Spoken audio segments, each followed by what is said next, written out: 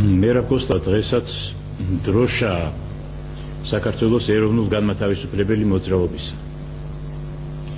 დიახ, დღეს საქართველოში გრძელდება ეროვნულ განმათავისუფლებელი მოძრაობა, მიუხედავად იმისა, რომ კომუნისტური კრიმინალური ხუნტა ამტკიცებს თვითონაც მათ სრულ თავისუფლებას და დამოუკიდებლობას მიაღწიეს. დღეს გრძელდება ეს ბრძოლა და სწორედ ჩვენი ბრძოლა ეს არის ბრძოლა კოლაბორაციონისტებთან, იმპერიულ ძალებთან და მათ აგენტურასთან. და აი ყოველივე ამასთან ბრძოლას შეეწირა მერაბ კოსტავა. ჩვენ როგორც მოგეხსენებათ, ჩვენი ბრძოლა დავიწყეთ ჯერ კიდევ სკოლის მერხიდან. როდესაც შევქმნით პირველი პატრიოტული ორგანიზაცია გორგასლიანი, ძალზე გვიჭირდა იმ მხრივ, რომ შეგნება ადამიანებში არ იყო ჯერ კიდევ ეროვნული შეგნება გაღვიძებული, საქართველოს დამოუკიდებლობაზე საუბარი თითქმის შეუძლებელი იყო პოვნა ადამიანისა, ვინც გაგებით მოეკიდებოდა ასეთ საუბარს, ან საერთოდ გაბედავდა მოსმენასაც კი, უბრალოდ მოსმენას ასეთი საუბრისას. თვით ასეთი სიტყვის გაგონებისაც კი ეშინოდათ უმრავლესობას და ძალიან მრავალს კი სრული ინდიფერენტიზმით, ესე იგი მრავალი სრული ინდიფერენტიზმით ხვდებოდა ჩვენს ასეთ ქადაგებას. ვინაიდან არც კი იცოდა მოსახლეობის უდიდესმა ნაწილმა, რომ საქართველო არ არის დამოუკიდებელი და რას ნიშნავს საქართველოს დამოუკიდებლობა. აი ასეთ პირობებში ჩვენ 14-15 წლის ბიჭებმა დავიწყეთ ბრძოლა საქართველოს თავისუფლებისთვის, საქართველოს დამოუკიდებლობისთვის.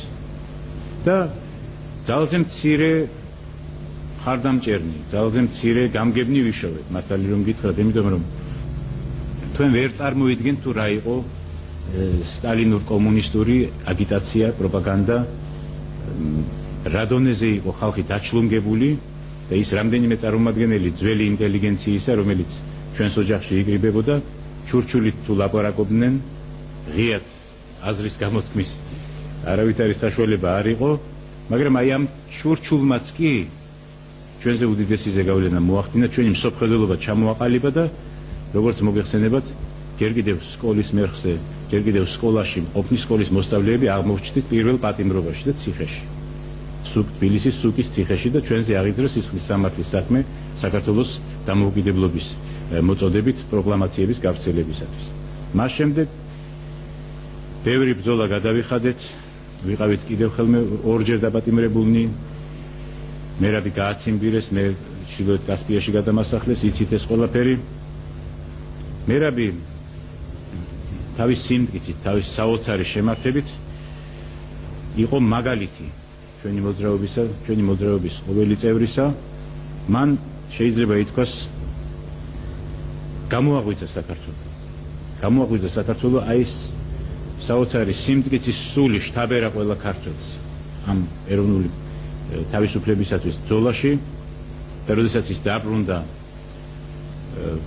პატიმრობიდან, ახალი ძალით გაიშალა ჩვენი მოძრაობა, ვინაიდან მე მარტო ვიყავი ფაქტობრივად, კი იყვნენ მოდისიდენტო ადამიანები, რომლებიც რაღაც პროტესტებს გამოთქვამდნენ, მაგრამ ნამდვილი რეალური მოძრაობა ჩამკვდარი იყო, როდესაც მერაბი პატიმრობაში იყო და მე ვერ ვახერხებდი ისეთი ძალით გაშლას ამ მოძრაობისას, მაგრამ როდესაც მერაბი განთავისუფლდა, ჩვენ ერთიანი ძალით გავშალეთ ახალი ტალღა ამ მოძრაობისა. მოგეხსენებათ, ეს დაიწყო ჯერ კიდევ ნოემბრის აქციებიდან, შემდეგ სექტემბრის აქციებიდან უნივერსიტეტის ეზოში, ჯერ კიდევ დავით გარეჯასთან დაკავშირებით, შემდეგ ტრანსკავკასიის მაგისტრალთან დაკავშირებით, შემდეგ სხვადასხვა ეროვნული მოთხოვნებით და ბოლოს ძაფრი პოლიტიკური მოთხოვნებით ეს ყველაფერი გადაიზარდა 9 აპრილის მოძრაობაში.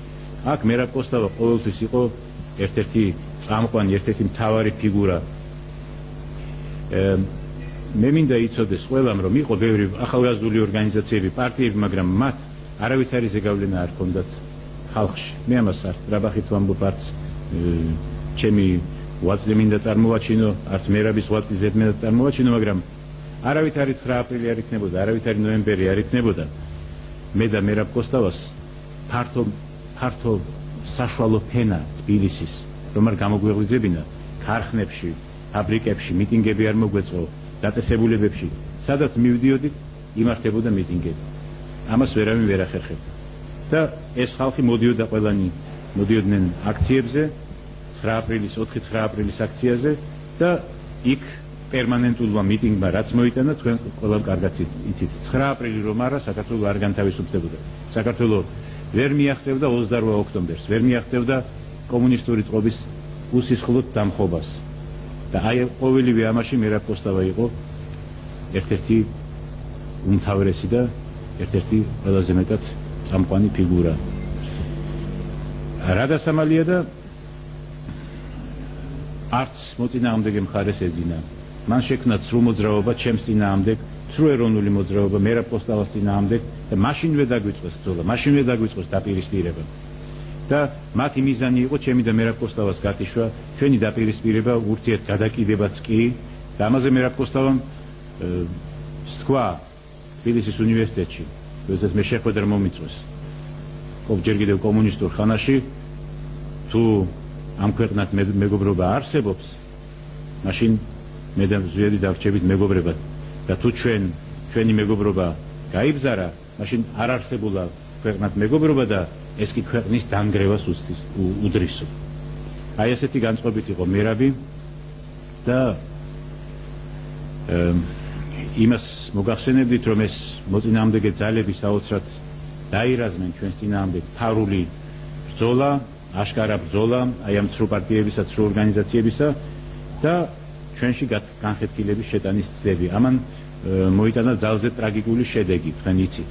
ესე იგი, იმის გამო კი არა, რომ მერაბმა თქვათ მე დამგმო, ან მე გადამიდგა, ამას არასოდეს არ ჰქონდა ადგილი და არც ექნებოდა, მაგრამ მათ მიაღწიეს იმას, რომ მერაბ კოსტავას მიუჩინეს ეს ცრუ ეროვნული მოძრაობის წარმომადგენლები, იგი გაიწვიეს დასავლეთ საქართველოში და გზაზე სუფთან შეთანხმებით ის ფიზიკურად მოსწეს ავტოკატასტროფაში. ეს იყო შეთანხმებული მოქმედება ცრუ პატრიოტული სინამდვილეში სუკისმიერი ძალებისა და ნამდვილი სუკისა, რომელიც გეგმავდა ყოველივე ამას. ყოველივე ამას წინ უძღოდა საშინელი მუქარები მერაბ კოსტავას მიმართ, ჩემს მიმართ. პირდაპირ მუქარები, რომ ჩვენ აგვაფეთქებენ, მოგვსპობენ, ტერორით, ესე იგი, სისტემატურად გვემუქრებოდნენ, გვიგზავნიდნენ ადამიანებს და მე ვეხვეწებოდი მერაბს, რომ იყავი ფრთხილად, იარე დაცვით. მე დავდიოდი დაცვით მაგალითად. და მერაბსაც მე ესე იგი და ჩვენმა მეგობრებმა შეუქმნეს დაცვა მიუხედავად იმისა, რომ ის კატეგორიული წინააღმდეგი იყო ამისა, ვთხოვდი, ვემუდარებოდი, რომ დასავლეთ საქართველოში როდესაც ის წავიდა, დასულიყო დაცვასთან ერთად. მაგრამ მან ეს იუკადრისა და აი ტრაგიკული შედეგით დამთავრდა ყველაფერი. სამწუხაროდ და აი ეს მოგვიტანა ეს შავი დღე, 13 ოქტომბერი, ეს იყო შავი დღე საქართველოს ისტორიაში, მე ვიტყოდი. საქართველოს უახლეს ისტორიაში ეს არის ერთ-ერთი ყველაზე შავი დღე, როდესაც ჩვენ მერაბ კოსტავა გამოგვაგზავნა და შეიძლება ითქვას მე დავრჩი ხარმოტეხილი, მარჯვენა მოჭრილი.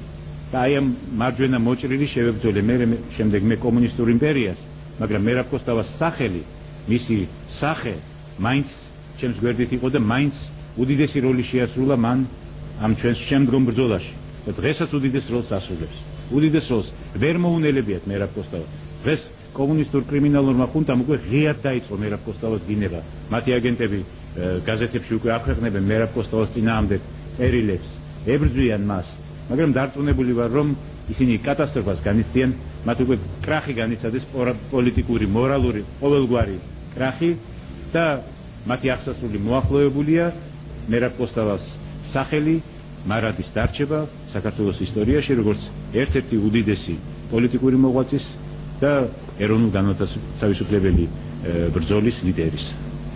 აი ეს მინდოდა მეთქვა და კვლავ მინდა მოვუწოდო ჩვენს ერს, რომ ამ მაგალითით შთაგონებულმა იბრძოლოს საქართველოს საბოლოო გამარჯვება.